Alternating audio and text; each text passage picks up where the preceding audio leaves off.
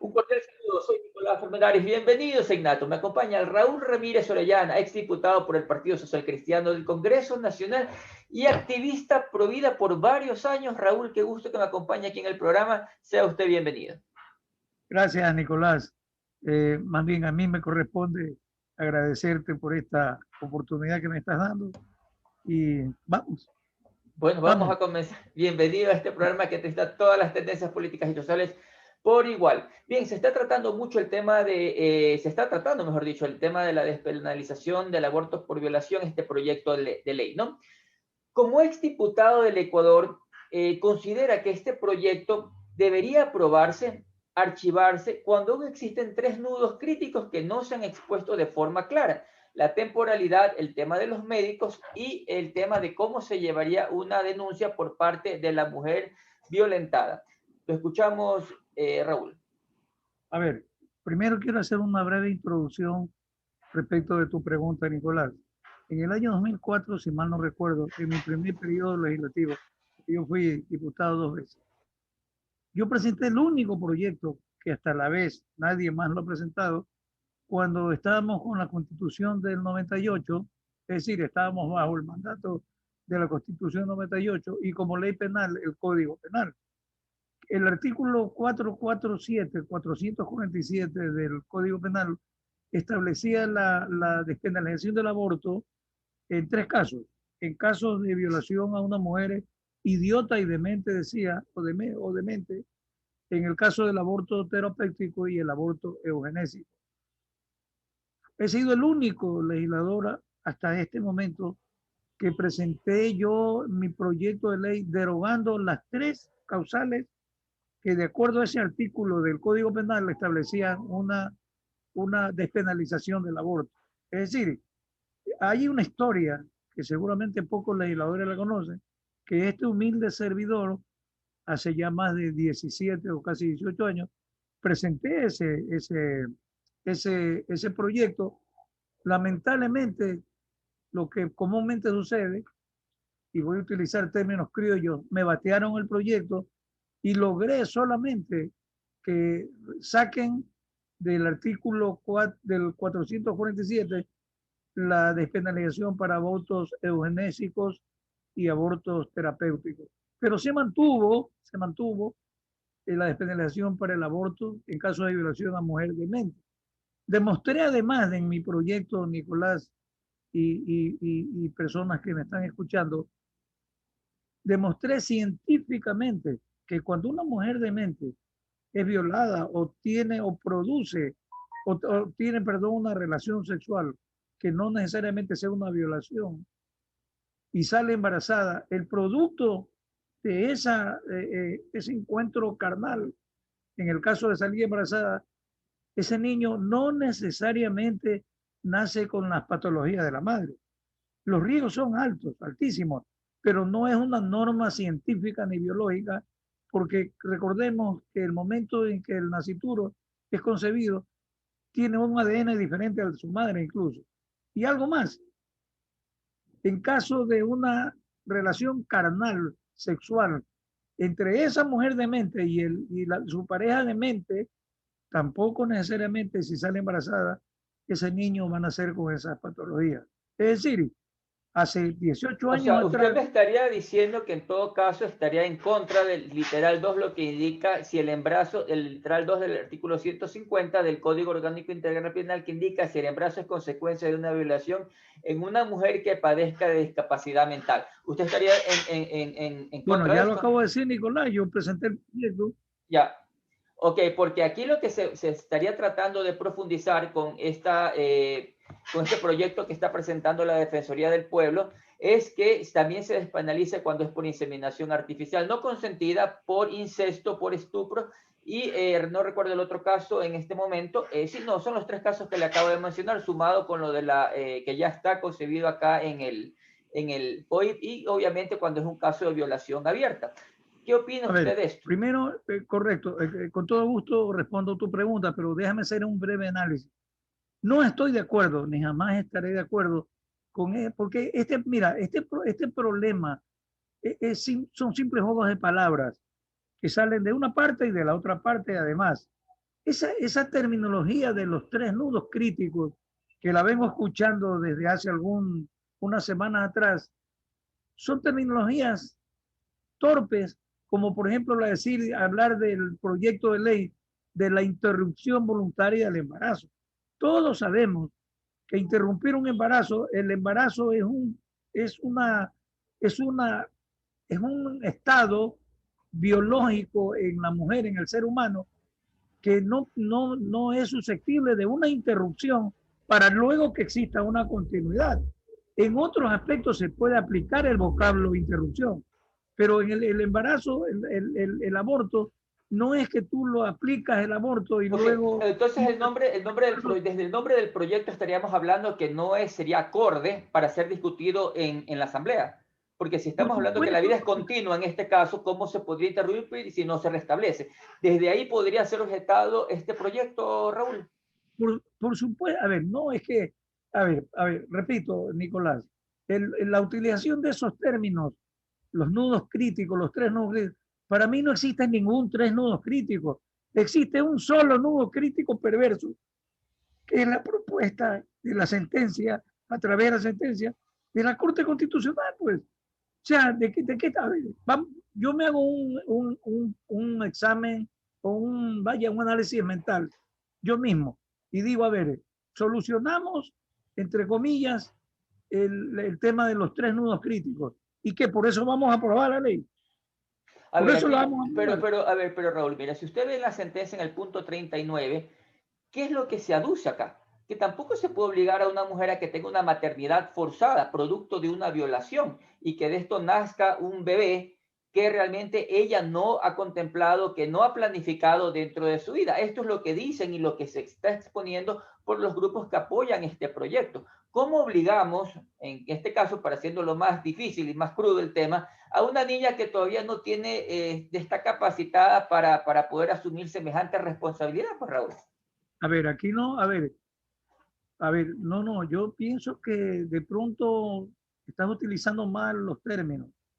No se trata, aquí se trata de principios, no de criterios.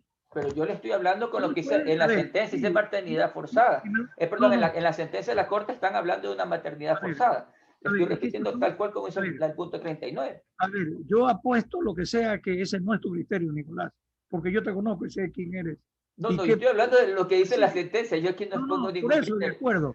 En mi caso, yo tengo todo el derecho de discernir y de decir lo que yo pienso, siento, basado en investigaciones científicas y constitucionales y legales además. Mira, nadie puede obligar a nadie en este caso, pero precisamente porque muchas de estas personas piensan de esa manera, es que nos están encasillando, nos están llevando a creer o a hacernos creer que el aborto, esto es fatal, esto es una aberración que jamás en mis años de experiencia había escuchado decir que el aborto es un derecho. Nadie. Y te voy a poner un ejemplo clarísimo que creo que ya te lo dije en una entrevista anterior. Nadie puede forzar a una niña a que conciba un niño dentro de su vientre por efectos de una violación, ¿no? ¿Verdad? ¿Por qué? Porque es un hijo no deseado. ¿Estamos de acuerdo? ¿Quién habla del violador? ¿Quién habla del violador? Si tú te das cuenta en el desarrollo que ha venido dando este perverso tema desde el 28 de abril hasta el día de hoy, evaden todos estos grupos pro muerte, evaden tocar, obvio, yo los conozco a cada uno de ellos, evaden tocar ese tema. Nadie está hablando del causante de esta desgracia, porque yo tengo 2 niñas, mis 2 últimas hijas menores, de 13 y 16 años, y por el amor de Dios, a mí no me gustaría vivir una experiencia de tal naturaleza, ¿no verdad? Sin embargo, Raúl, a ver, hagamos de cuenta, supongamos que el tema del violador se discute, se crea una pena de cadena perpetua, porque nosotros estamos en contra, el país no permite la muerte de un ser humano, ¿no? En este caso, el violador, llegamos a que se logre concretar, que se endurezcan las penas al violador. Pero eso no quiere decir que se pueda repetir el caso puntual que en este momento se está discutiendo, que es el de que una mujer que no ha planificado en su vida, que no quiere tener un hijo, tenga una maternidad forzada, ¿no? indistinto que ya se haya arreglado el tema del violador, pero el problema sí va a seguir existiendo, o sea, así con aborto, sin despenalización, si este programa, este maldito problema siempre va a seguir existiendo. Ya, tú me has hecho recordar una frase que le escuchaba desde que era joven. A través de la guerra se consigue la paz. O sea, tienes que matar para vivir en paz. ¿Qué logras con matar a un ser inocente?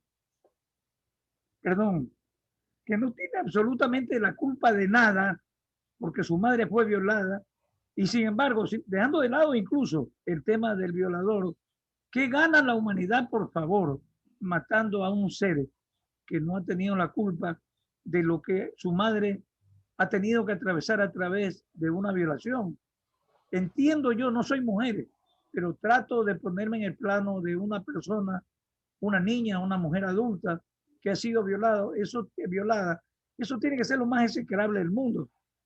Incluso en conversaciones y en análisis, en investigaciones con psiquiatras y con psicólogos, el hecho de que la madre aborte a su hijo producto de una violación, jamás en la vida a esa mujer se le va a salir de su conciencia el hecho de que ella fue una madre con un hijo muerto. Jamás. Es decir, la solución, mi querido Nicolás, no está en el aborto. Por eso empecé con la frase diciéndote, consigamos la paz a través de la guerra. Mata para lograr la paz. Ahora, eso ahí. ¿Cuál es el contexto de lo que esta corte perversa se arrogó las funciones de una asamblea o de un congreso para declarar, para sentenciar una inconstitucionalidad supuesta? ¿No es verdad? El hijo que tiene que ser abortado es un niño no deseado. Entonces mátalo, porque es un niño que la madre no desea. ¿Cuántos hogares en el Ecuador y en el mundo, mi querido Nicolás, están compuestos por familias disfuncionales, donde existe el abuso de los padres, el abuso sexual del padre con la hija, que la embaraza, que de pronto comete errores, ¿no es verdad? Yo digo, es mi teoría, la que yo no, sin estar equivocado, y perdóname la radicalidad de mis palabras, en ese momento ese padre se convierte en un padre no deseado para ese niño, porque no, el niño no goza de sus derechos fundamentales. Entonces, de la misma manera que esta corte perversa le ordena a la asamblea que falle en favor de esa supuesta inconstitucionalidad, mata al niño que está dentro del vientre materno. Entonces, siendo un niño yo abusado, o una niña abusada de mi padre, tengo todo el derecho de matarlo, porque me está vulnerando mis derechos. Propone el proyecto, no es que le ordena a la asamblea, porque esto yo sí veo y he escuchado que se ha malinterpretado de que es ley. Entonces, si esto, la sentencia emite leyes, ¿para qué está la asamblea? Le pregunto usted como diputado, o así siempre se ha manejado. Ahora, el tema radica para mí, bueno, repito, ¿no crees tú que yo tengo el mismo derecho si una niña violada por mi padre, que se convierte en un padre no deseado, de aplicar la misma ley? Mátalo, porque es un padre no deseado. Ahora, tu pregunta, perdón, lo que me acabas de expresar hace un momentito, perdóname, Nicolás. Sí, sí. Lo que le acabo de preguntar es sobre la Corte, ¿no? Porque la Corte, una vez que emite la sentencia, no quiere decir que esto sea ley. Pues le pregunto a usted como diputado, porque usted dice que ordena a la Asamblea. Yo creo que la Corte no puede ordenar a la Asamblea porque son organismos totalmente independientes. Entonces, ¿cómo entendemos esa orden que usted me está indicando? No, yo nunca he dicho eso, Nicolás, todo lo contrario. Yo vengo sosteniendo después del 28 de abril del 2021, como hay otros sectores incluso pro vida equivocados, profundamente equivocados, sectores pro vida y sectores pro muerte, están haciendo aparecer como que eso es una ley. Eso no es una ley. Será ley cuando la asamblea lo apruebe, porque yo entiendo lamentablemente, y eso quiero dejar claro mis puntos de vista, el proyecto de ley va a ser aprobado. Yo soy un estudioso, un investigador. Lamentablemente vivimos en un mundo aberrante, un mundo miserable, donde hasta por dinero la gente vende su conciencia. Pero incluso para mí el éxito pro vida, la campaña nuestra pro vida, se debe de enfocar a través de una sola persona, que es el presidente de la República.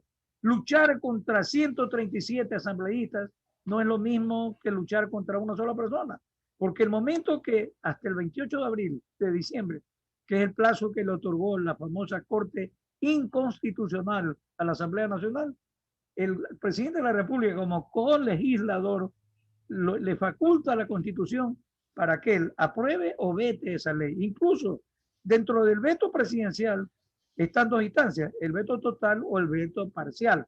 Y por último, tiene una última instancia, que es dejar permitir que la ley se apruebe a través del Ministerio de la Ley. Entonces, en ese momento, si pasando todos esos filtros, ese último filtro incluso de la Presidencia de la República, que es aprobada, entonces ya es una ley, pero no será practicable, no entrará en vigencia mientras no se publique en el registro oficial, 1, y 2. Para que sea aplicable la ley tendrá que reformarse el COIP, porque la inconstitucionalidad del artículo 150 que sentenció esta bendita corte, bendita porque sí los bendigo, aunque no merecen una bendición de nada, ninguno de nosotros, tiene que estar publicado para que los jueces hagan la aplicación. Entonces, en ese contexto, yo jamás puedo aceptar decir que ya es una ley.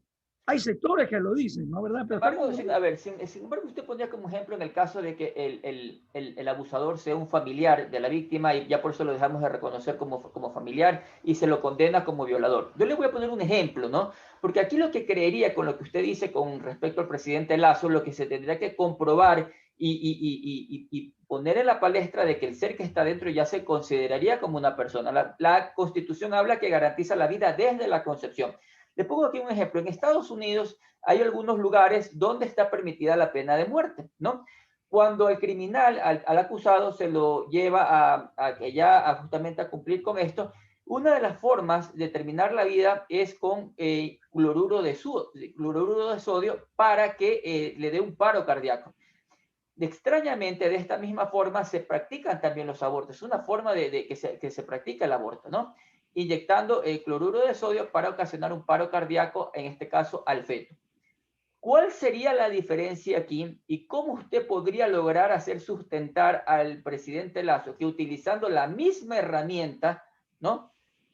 La misma forma para causar un aborto están causando la pena de muerte a un sentenciado en cualquiera de los estados que tienen permitido ejecutar a un criminal o algún acusado dentro del país en Estados Unidos? ¿Qué me responde, bueno, Raúl? tu análisis de la pregunta está totalmente correcto. Primero, empecemos por decir que en el capítulo de libertades, el artículo 66 de la Constitución, el numeral 2 establece que el Estado garantiza la inviolabilidad de la vida y dice a continuación, no habrá pena de muerte.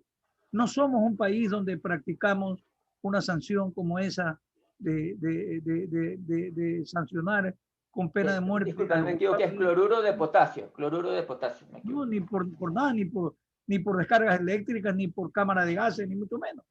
Pero en todo caso, si entendí bien tu pregunta, en todo caso, eso es lo perverso de esto, Nicolás. Mira, me vas a perdonar que yo insista. Nos están llevando y nos estamos dejando llevar, ojo, y pluralizo la expresión, nos estamos dejando llevar al plano de lo que esta gente precisamente quiere. Hacernos creer muchas cosas, entre esas de que todo está correcto, hablan de los derechos de las mujeres, de la desgracia que una niña puede sufrir cuando es violada. Por ejemplo, se me ocurre en este momento decir, ¿por qué no pensamos en crear una ley para permitir la adopción dentro del vientre materno cuando en estos casos de violación, por ejemplo? ¿No es verdad? Ahora bien, el tema radica exclusivamente en que nos estamos dejando llevar por una corriente perversa que nunca para. Yo tengo ya más de 30 años o casi 30 años en esta actividad, Nicolás, y tengo todo el derecho de decirle a las personas que me escuchan y a nuestro grupo Provida que ellos no van a parar jamás. Ellos tienen una agenda donde ya tienen prescrito cada una de las acciones que ellos van a ir tomando en el transcurso de cada gobierno de turno, porque ellos manejan esa agenda y nosotros permitimos que eso suceda. Por eso usted creo ha puesto que en la palestra que una alternativa sería justamente el presidente Guillermo Lazo, porque justamente le pongo el ejemplo, porque si se logra comprobar, no sé si usted coincide, que el ser que está dentro es una persona y que obviamente si se aplica la misma forma para acabar con su vida, como se la aplica en los sentenciados a muertes en los Estados Unidos, en diferentes estados de allá donde está permitido esto, ¿cómo logramos probarle al presidente Lazo que se estaría haciendo en el aborto un homicidio a una persona que ya está considerado como persona con base en lo que dice la Constitución, que se garantiza desde la Concepción?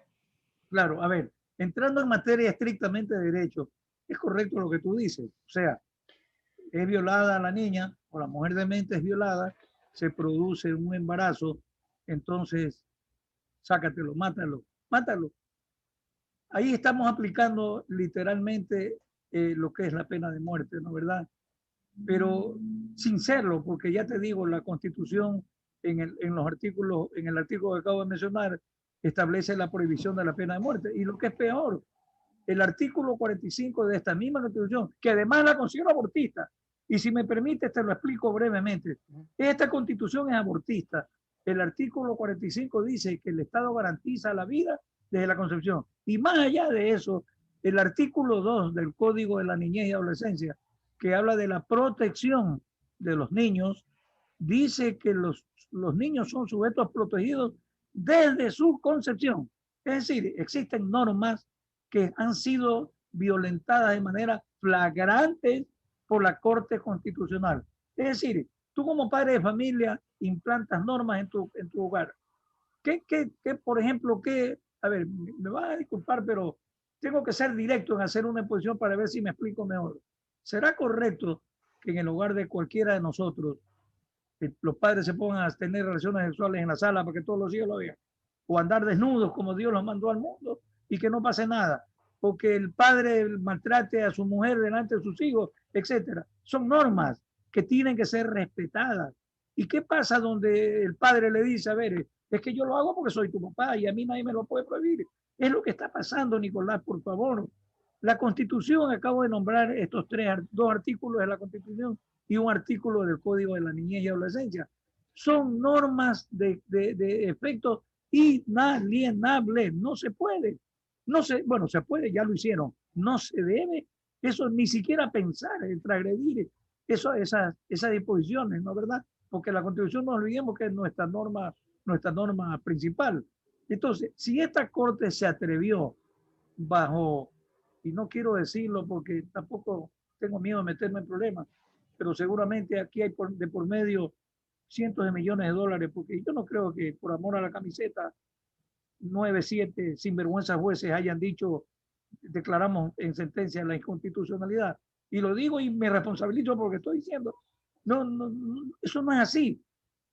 Pero lo que pasa es, y repito, y no me canso de decir, estamos dentro de un círculo vicioso que nos hacen pensar en que, por ejemplo, no vamos a permitir en este actual proyecto porque no se ha establecido la temporalidad, no se ha establecido el tema de la objeción de conciencia, no sé, los famosos 3 nudos críticos, pero yo voy a presentar un proyecto para que se pueda abortar hasta la 5ª semana. Sí, pero es que si esos nudos críticos no están claros, ¿cómo tendría sustento un proyecto de esa naturaleza? Pues es que ese es el Perdón, tema. O sea, si es que perdón, estos nudos críticos no están claros, ¿cómo tendría sustento un proyecto de esa naturaleza? Pues ¿pero qué? ¿Lo estás criticando o lo estás aprobando? le estoy Ya, preguntando, a ver, dígame usted cómo tendría sustento ya. un Mire, proyecto que no tiene claro los 3 nudos de la temporalidad, el tema de los médicos, ni si es denuncia, si va a estar con denuncia en la fiscalía, con declaración juramentada. eso, ¿Cómo podemos aprobar un proyecto de esa magnitud? ¿Qué es lo que se va a discutir el jueves? Pues a ver, a ver, por Dios, a ver, yo jamás voy a estar de acuerdo con eso, jamás, porque te repito, mi base fundamental, la columna vertebral de nuestra sociedad se llama la Constitución y la ley. A mí la Constitución, aunque te repito, es abortista, me dice que la vida se garantiza, la vida de los niños desde su concepción, no a la inviolabilidad, no se permitirá la inviolabilidad de la vida. Y el artículo que te mencioné, el 2 del Código de la Niñez, suficiente para que cualquier hijo de vecino lo entienda, ¿no verdad? Entonces, aquí viene la aberración.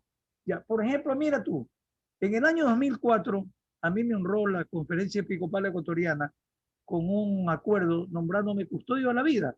el presidente de la conferencia episcopal de ese entonces, que lamentablemente no recuerdo. Si la Iglesia Católica, escúchame, si la Iglesia Católica o las demás iglesias son permisibles a que se apruebe un proyecto donde diga que se puede abortar hasta la 5ª semana, lo único que yo podría hacer, y perdóname lo grotesco de lo que voy a decir, me voy a comer ese acuerdo. Porque está claro, la vida es inviolable en todas sus manifestaciones.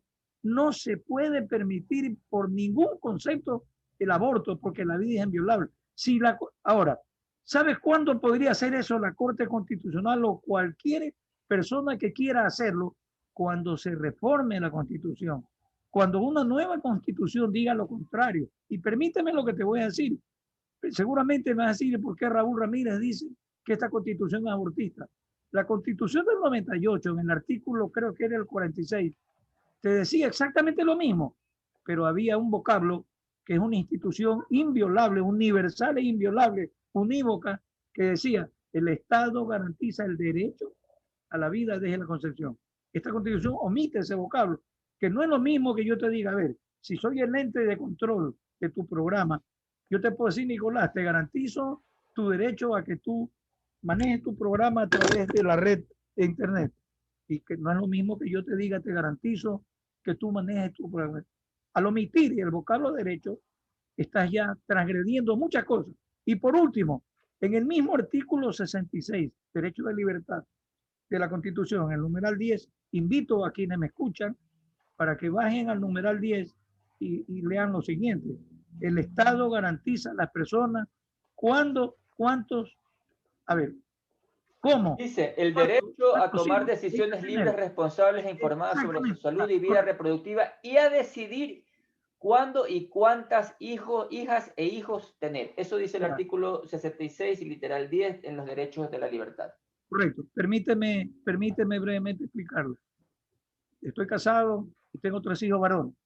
Y le digo a mi esposa, busquemos a la niña. Correcto, me dice, no hay problema. Lo hacemos y resulta que después del primer eco, 3 meses por lo general, nos enteramos de que es un niño, no la niña. ¿Puedes abortarlo? No puedo abortar.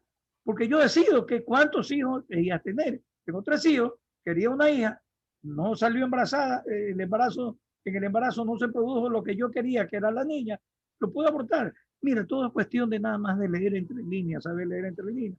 Yo he discutido esto con constitucionalistas de otros países y me han dado la razón, te cuento, porque hay que saber, el problema no es leer la Constitución, el problema es saberla interpretar.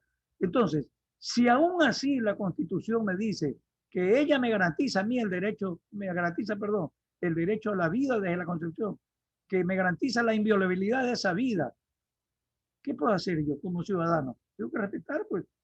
Entonces a esta gente se le ocurre, a estos jueces, se le ocurre declarar la inconstitucionalidad. Y ojo, yo sé que tú eres muy estudioso en el tema. Tú debes recordar que en la exposición de motivos de la sentencia de la Corte, sacan a relucir este tema, este numeral 10 del artículo 66. Entonces, mi querido Nicolás, estamos metidos en un círculo vicioso, en un tsunami de problemas. Por eso yo he hecho insistencia y le dije en varias ocasiones y le puse el ejemplo de cómo logramos que se identifique que se estaría cometiendo un asesinato, un homicidio hacia una persona, poniendo el ejemplo de lo que ocurre, la misma práctica que se plena en una pena de muerte en sentenciados en Estados Unidos, con la misma forma en que se va a cometer un aborto. Antes de cerrar el programa, nuevamente lo invito porque hay que hacer un par de conversatorios con posturas diferentes. Esta entrevista salió así de forma muy esporádica. Pero hay una pregunta que quiero hacerle puntual, usted como exdiputado. Resulta que se hizo una consulta popular, esta constitución nace de una consulta popular, y también se preguntó sobre los toros más adelante en otra consulta popular, si es que el animal se lo debía matar dentro de estos eventos, ¿no? Si se pregunta por un animal, ¿usted cree que se podría o podría ser posible llevar a consulta popular en el último de los casos, ¿no? El tema de el aborto por violación o el aborto, para dejarlo abierta la pregunta como consulta popular? Ay, Nicolás, mira, Qué maravillosa pregunta. No recuerdo el artículo de la actual Constitución donde penaliza y sanciona a quienes matan una mascota. Si no mal no recuerdo, creo que son 3 años por matar una mascota, por temas de crueldad y matar o asesinar a una mascota. Apenas un año de diferencia, un año más hay con quien aborta a un hijo. Mira, en ese contexto, la raza animal nos está enseñando que ellos son más sensibles que los seres humanos. Yo he visto a una perrita salvar a su cría que se le está metiendo un hoyo lleno de agua contra todo el pronóstico y lo salva, ¿no verdad? He visto, y ya voy a responder tu pregunta, y por eso estoy haciendo el breve análisis, he visto salir a las calles a la gente en Guayaquil a defender a los tiburones. Recuerda hace algunos años, cuando los famosos chinitos venían indiscriminadamente a pescar tiburones para solamente llevarse la aleta, porque es un producto carísimo allá en Medio Oriente, ¿no verdad? Hace poco leí, Nicolás, creo que cuestión de un par de semanas, que en Facebook te publican una foto de una abejita muerta y te piden firmas para salvar la vida de la abejita. Caramba. Y nosotros los humanos estamos discutiendo porque es legal o no matar, asesinar a un ser humano dentro del bien de su madre. Por favor, ¿de qué estamos hablando? Entonces yo le decía a una de mis hijas, que tú la conoces ya, gracias a Dios, activistas de corazón pro vida, yo le decía, recuerdo en este momento aquel viejo refrán que lo escuché desde muchacho que decía, mientras más conozco al hombre, más amo a mi perrito. Los animales nos enseñan a los seres humanos a ser más gente. Y yo diría, aprovecho este momento, si ya como seres humanos nos hemos desbandado, hemos sacado a relucir nuestros perversos instintos de ser humano, por favor, aunque sea, actuemos como los animales y no permitamos que toda esta matanza se lleve a cabo, mi querido Nicolás. Bien, bien, Raúl, quiero agradecerte por acompañarme acá en el programa. Vamos a hacer uno más adelante ya en un conversatorio, porque creo que este tema del día jueves, el día de mañana, que se va a discutir en el Pleno, creo que va a dar mucha tela que cortar y este tema se va a extender. Espero esta semana, para el día viernes, he invitado a Yajaira Urresta y a Geraldine Weber para un conversatorio. Por parte de Geraldine Weber ya está la aceptación, estoy esperando la confirmación de la asambleísta Urresta de darse esto. El programa lo tendríamos publicado el día viernes a las 6 de la tarde. El día de hoy esperaré esta confirmación para poder iniciar los conversatorios con el del día viernes, que sería el primero de muchos que se van a hacer para tratar el tema que está siendo muy tratado a nivel de todo el Ecuador, y creo que también estamos siendo vistos a nivel internacional, justamente porque es un tema muy sensible y que se tiene que tratar. Raúl, muchas gracias por acompañarme en el programa. Y a ustedes, queridos ciudadanos, nos vemos en un próximo programa. Gracias por seguirme a través de las redes sociales. Muchas gracias. Si me permites un Por último, supuesto. ya unos segundos más, invito cordialmente a todo el país, aquellos que sientan y de pronto que no sientan, esa ferviente fe y esa ferviente convicción moral y lógica de que, de que el aborto no es ni un derecho ni una herramienta para defender los derechos absolutamente de nadie. Acudan el día de mañana a Quito, los que puedan, alrededor de las 9 de la mañana, entiendo, se va a realizar el primer debate sobre este tema, y díganle a la asamblea, a los 137 asambleístas, que por favor piensen que son padres, son hijos, muchos son padres, quizás abuelos, o son hijos, y si no lo son todavía, van a ser, a futuro, van a ser padres, que no queremos más derramamiento de sangre en el Ecuador, y que nosotros lo que queremos es un país digno, donde se respete el valor más fundamental de un ser humano, que es la vida. Muchísimas gracias, Nicolás, te agradezco mucho. Espero que me sigas dando siempre esta oportunidad, porque es necesario que la gente se entere, los que no saben, y hasta los que saben que se enteren de verdad cómo es, como decía un amigo, cuál es la verdad de la milanesa, mi querido Nicolás. Te agradezco de corazón mío. Claro que sí, me quedo con esas palabras y ya sabe, le estoy anunciando para este viernes, esperemos que se confirme Yajaira Urresta y Geraldine Weber para el primer conversatorio sobre la despenalización del aborto con los asambleístas, activistas que deseen venir al programa. Muchas gracias, nos vemos en un próximo programa. Gracias.